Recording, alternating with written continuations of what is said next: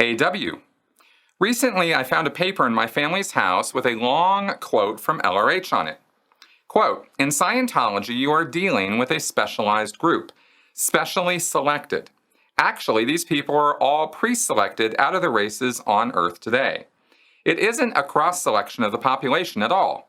It's a very great minority of the population.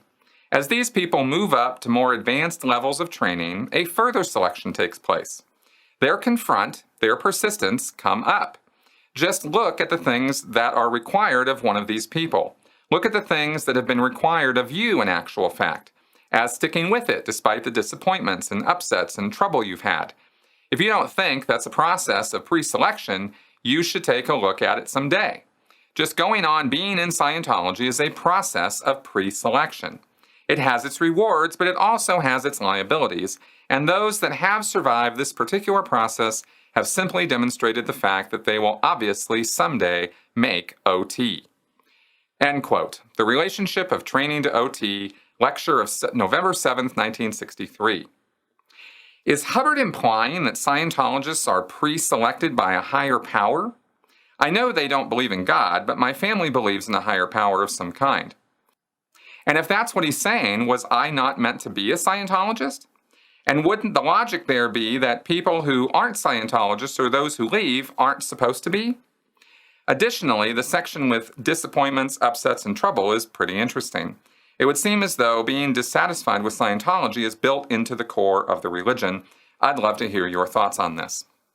Hey, thanks, AW. So, okay.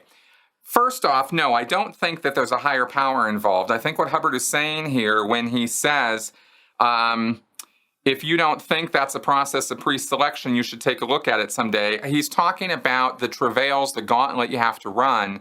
When you get into Scientology, you have to go through this training process, and you go into auditing, and auditing can be difficult, and training can be difficult, and there's a lot of demands made on you.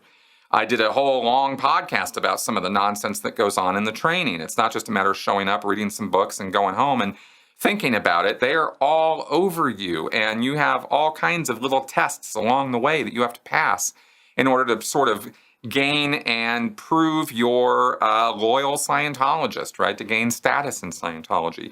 That's the pre-selection process that I believe Hubbard is referring to here.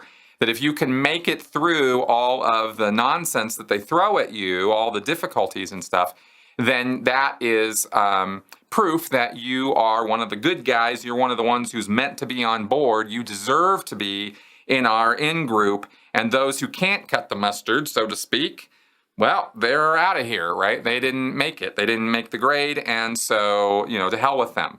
Hubbard spoke, in many, many places about how inclusive Scientology is supposed to be, how everybody's supposed to be a Scientologist.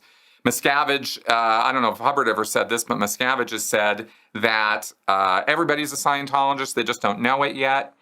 But Scientologists also sort of think of themselves as this sort of elite of planet Earth. And this also is based on a Hubbard quote, where he talks about auditors and how auditors are the upper 10th of the upper 20th of percentile of intelligent human beings. And only the tigers survive, and even they have a hard time. And so we've got to be tigers in Scientology, rough, tough, and hard, and win or die in the attempt. So there's a lot of language and a lot of flavor of it's a difficult thing to be a Scientologist. And when he talks about the disappointments, upsets, and trouble, he's talking both internally and externally. Internally, you have to get all this stuff.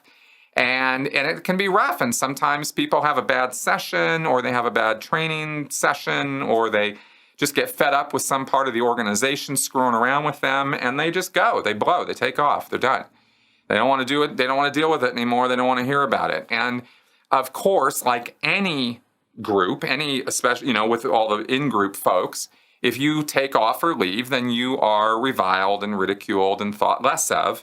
And this is another way that Hubbard does that and sort of encourages that kind of attitude is we're the tough ones. We're the ones who really had to work for this and get through it despite all the barriers. And I think that's what he's talking about in this quote here.